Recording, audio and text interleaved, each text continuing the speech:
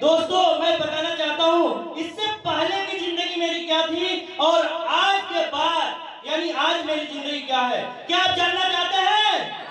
क्या आप जानना चाहते हैं? यस या नो?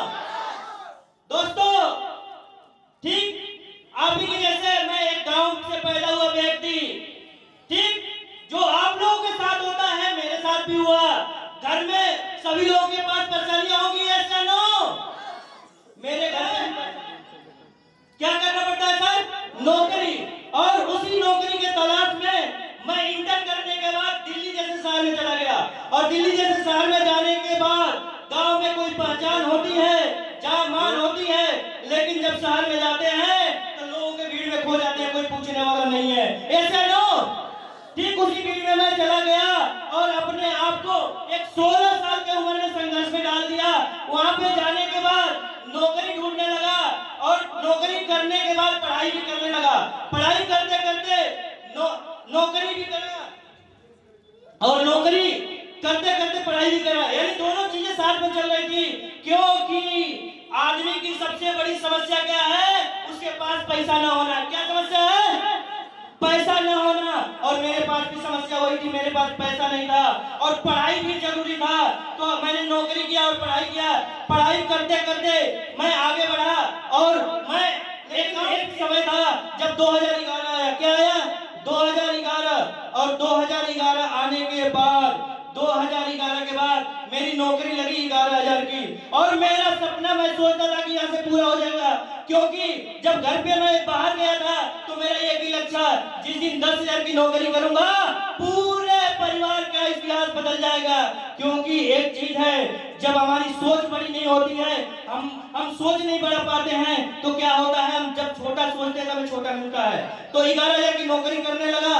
जब करने लगा तो करते करते क्या पोजीशन थी कि जब पैसे आते हैं तब पता चलता है पैसे का खर्चा कितना होता है, ऐसे नो?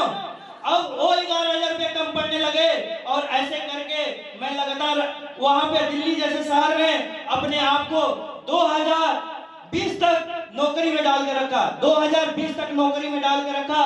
लेकिन उस 2011 से 2020 के बीच में मेरे सामने बहुत परेशानियां थी, क्योंकि जब भी कोई व्यक्ति अगर बाहर जाता है तो उसके पास परेशानी होती है। मैं पहले ही बताया, मेरी 3 बहनों की शादी करनी थी, एक की हो गई थी, 2 की करनी थी और सारा जिम्मेदारी मेरे पास था। और जिसके घर पे शादी करनी होती, जिम्मेदारी होता है, तो पैसे का जुगाड़ करने में क्या होता है? कर्जा। क्या होता है? कर्जा। अरे कोई इससे अछूता है क्या? कोई इससे अछूता है? बहुत सारा कर्जा हो गया। इन परेशानियों के बीच में एक जिंदगी चल रही थी और मैं 2020 तक एक चीज बता रहा हूँ, मेरी सैलरी 32,000 रुपए थी। कितना थी? कितना थी? 32,000 रुपए मैं 2020 तक कमाता था। लेकिन एक बात पता थी कि जो गांव में जब 2020 में 32,000 रुपए कमाता है तो उसके घर वाले फूलते हैं। क्या करते हैं?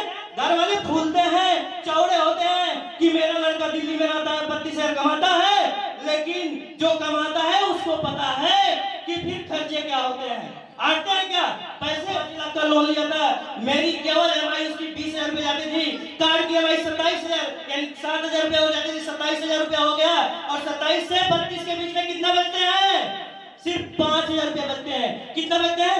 5,000 रुपए बचते हैं। और उसी 5,000 रुपए में मेरा गुजर बसर हो रहा था। अब ये बताइए, मेरी जिंदगी 32,000 में चल रही थी कि 5,000 में चल रही थी? कितने में चल रही थी सर? 5,000 में चल रही थी। लेकिन नाम का 32,000 आ रहा था। समझिए, वहां पे एक व्यक्ति से मुलाकात होती है और उस व्यक्ति से मुलाकात होती नहीं है, वो फोन पे बात करते हैं मेरे से और बताते हैं, प्रिंस जी क्या आप कुछ करना चाहते हैं? मैंने कहा मैं पहले से ही कुछ कर रहा हूँ, मैं क्या कर सकता हूँ इसके अलावा? तो उन्होंने मेरे परिवार की स्थिति जानी, सारी चीजें कहे कि हाँ एक अपॉर्चुनिटी है। लेकिन जब अपॉर्चुनिटी की बात आती है, कोई व्यक्ति कहता है मेरे पास अपॉर्चुनिटी है, तो एक ही चीज दिमाग में आती है, ये आदमी मुझे फंसाएगा। क्या करेगा? ये आदमी मुझे फंसाएगा। अब मेरे दिमाग में घूमने लगा, एकदम चक्कर खाने लगा, क्योंकि अगर आदमी बोला है कि अपॉर्चुनिटी है तो नेटवर्क मार्केट, और उसमें क्या होता है, लोगों को बुलाया जाता है, लोगों से पैसा लिया जाता है। ऐसे नो? अरे ऐसे नो? अब मेरे दिमाग में घूमने लगा, अपॉर्चुनिटी गई भाड़ में। सही बता रहा हूँ, दिल की बातें। अपॉर्चुनिटी गई भाड़ में, उसका तब पता ही नहीं था, क्योंकि दिमाग में पहले हो गया ये कि नेटवर्क मार्केटिंग का प्लान दिखाएगा। वो व्यक्ति 6 महीना तक मेरा फॉलो किए, 6 महीने तक फोन पे बात करते रहे, लेकिन मैं गांव का 1 नंबर का ढीठ था, मिलने के लिए तैयार नहीं था, क्योंकि मुझे पता था जब दिखाया तो फंसा देगा। क्या करेगा? जब दिखाया तो मुझे फंसा देगा। मेरे कहने का मतलब ये है कि एक दिमाग में फिगर बन गया था, लेकिन सही गलत का फैसला तो वक्त बताता है कि सही कौन है गलत कौन है, जानकारियां बताती हैं। अब वो व्यक्ति मेरे पीछे लगे थे, मैं धन्यवाद देना चाहता हूँ उस व्यक्ति को जो इतना व्यक्ति पॉजिटिव था मेरे से लेके। ये व्यक्ति एक दिन आएगा इस बिजनेस में, और उन्होंने कहा प्रवीण जी नौकरी कहाँ पे करते हैं, आपके पास समय नहीं है तो? मैं कहा आ जाना, एक दिल्ली का चिराग दिल्ली जगह है, वहाँ पे मेरा ऑफिस है, भगत सिंह चौराहा है, भगत सिंह कॉलेज है, उसी के बगल में है। मैंने बताया, और एक चीज और बता रहा हूँ, वो भी आदमी ढीठ, क्या था? ढीठ। और कई कुछ दिन बीता, वो व्यक्ति नीचे से फोन किया ऑफिस के कि सर मैं आपसे बात करना चाहता हूँ। मैं कहा कि हाँ सर कर लीजिए, मैं आपके ऑफिस के नीचे हूँ। अब मैं वहां पे फंस गया, मेरे से पहले क्लियर कर लिए, चूंकि नेटवर्क के चालाक होते हैं, पता है कि नहीं है, वो पहले से क्लियर कर लिए कि सर कहाँ पे हो। मैं कहा ऑफिस में। कर सर बस मैं नीचे ही खड़ा हूँ, आप आके मिल लो। मैं कहा अब तो हो गया काम। अब मैंने अपने बॉस से रिक्वेस्ट किया, सर मुझे 10 मिनट का समय चाहिए, क्योंकि कोई मित्र आए हैं और उनसे मिलना है। और मेरे मित्र जानते हो कैसे आए थे? वो कार से आए थे, और कार से आए थे। और जब भी कोई मित्र कार से आए तो मिलने में खुशी होती है कि नहीं होती है?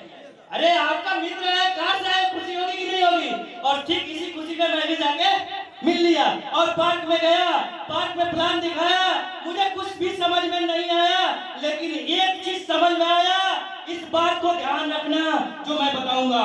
क्या समझ में आया मैं बताना चाहूंगा आप लोगों को, ध्यान से सुनना इस बात को, क्योंकि उसी सारी चीजों ने मेरी कंडीशन को बदली।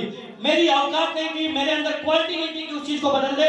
जब सर ने प्लान दिखाया, सारी चीजें समझा, कुछ समझ में नहीं आया, लेकिन जो व्यक्ति प्लान दिखाया मुझे, दिल्ली मेट्रो में गवर्नमेंट जॉब करते थे, दिल्ली मेट्रो में गवर्नमेंट जॉब करते थे, उनकी सैलरी थी 80,000 रुपया और मेरी थी 32,000 रुपया। अब आए इसका प्लान दिखा रहा है तो समझा। उसके बाद उनके परिवार के बैकग्राउंड में मैं देखा, तो बैकग्राउंड में उनकी मम्मी भी सरकारी नौकरी करती थी, पापा भी सरकारी नौकरी करते थे, भाई भी सरकारी नौकरी करती थी, पूरा जिंदगी सेट थी, 4 लाख से ज्यादा की इनकम थी। लेकिन उस व्यक्ति ने प्लान दिखाया तो एक बात क्लियर मुझे पता चला कि इस प्लान में कुछ ना कुछ है, तभी ये व्यक्ति कर रहा है। और जब ये व्यक्ति कर रहा है तो मुझे करने की जरूरत है। आप मेरे साथ एक चीज बताइए, अगर आप होते तो क्या डिसीजन लेते? करने का या नहीं करने का? करने का या नहीं करने का? करने का। और मैं बात बताना चाहता हूं, एक आप इस चीज को ध्यान से सुनिएगा, मैं बार बार बताता हूं कि उस आदमी से मिलने के बाद एक चीज पता चला, जो गर्मी होती है ना, गर्मी, तो जब हम बच्चे होते हैं तो घर के जो लड़के गार्जियन होते हैं, बच्चों को क्या पहनाते हैं? अरे क्या पहनाते हैं? टोपी। क्या पहनाते हैं? टोपी। और जब टोपी पहनाते हैं, ठंडी लगती है ना, तो पता चलता है कि ठंडी इस ऊन में है। क्या पता चलता है? ठंडी इस ऊन में है। और जब थोड़ा सा बड़े होते हैं, स्कूल जाते हैं, और जाते हैं तो जब जून का महीना आता है तो क्या होता है? तब पता चलता है साला गर्मी तो जून में होती है। अब थोड़ा सा हम बड़े हो गए तो पता चला गर्मी जून में है।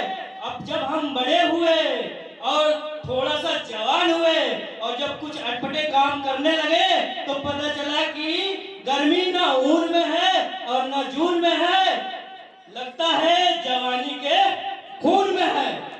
ठीक है, अब जब वहां से हम आगे बढ़ते हैं, जब आगे जाते हैं और जब अपने परिवार के लिए कुछ करते हैं, तब तो पता चलता है, क्या बताऊं क्या पता चलता है? जब हम इधर उधर धक्के खाते हैं, मुश्किलों का सामना करना पड़ता है, बहुत सारी समस्याएं झेलना पड़ता है, तो किसकी जरूरत होती है? अरे किसकी जरूरत होती है? पैसे की। किसकी जरूरत होती है? पैसे की। तो जब हम इधर उधर धक्के खाते हैं तब हमारी अकल खुलती है कि साला ना गर्मी ऊन में है ना जून में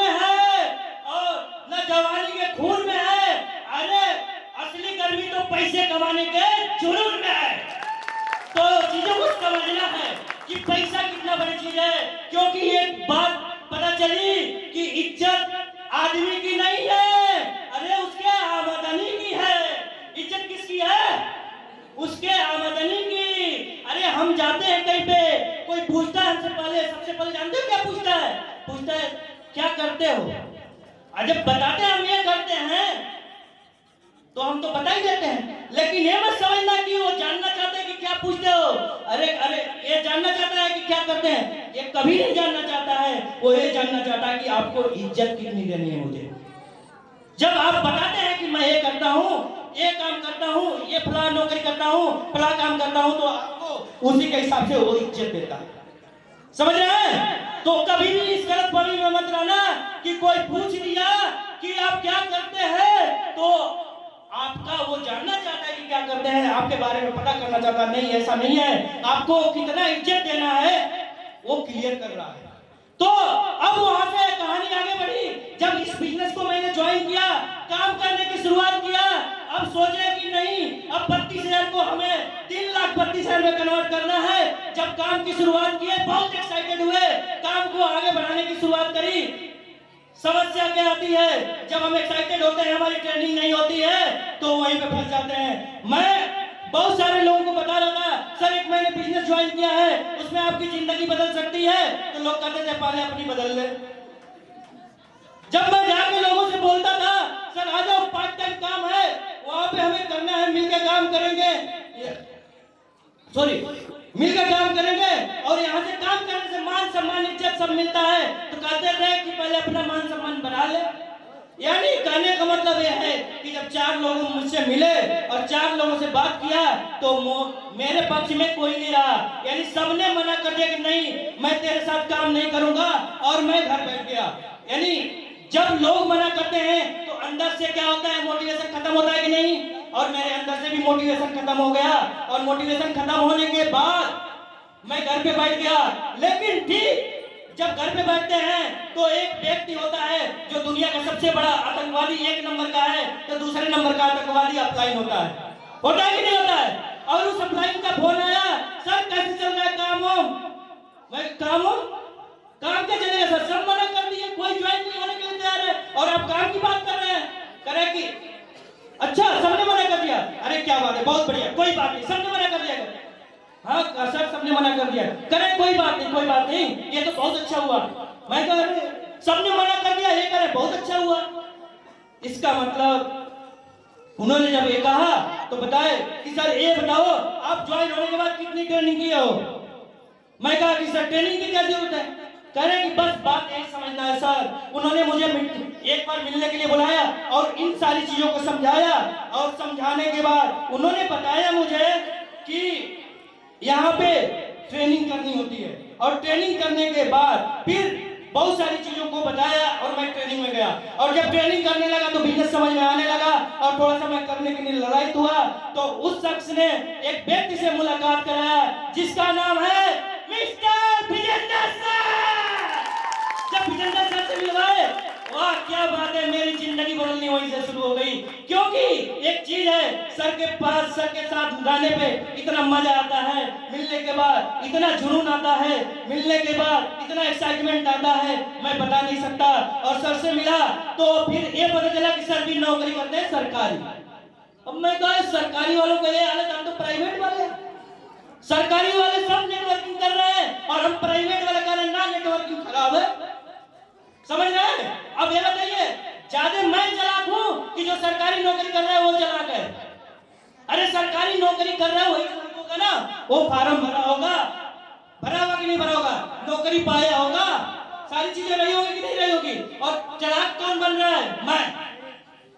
तो सर से मिलने के बाद मेरे जिंदगी में बदलाव आना शुरू हुआ, क्योंकि सर के गाइडलाइंस पे लगातार काम करने लगे, और काम करते हुए आगे बढ़े, और आगे बढ़ते गए, और दिल्ली जैसे शहर में काम करने की शुरुआत करी। उसके बाद लगा लॉकडाउन लगने से पहले मैं घर आ गया कि मैं पार्ट टाइम नहीं फुल टाइम करूंगा, और जब फुल टाइम करने का का मैंने मन बनाया।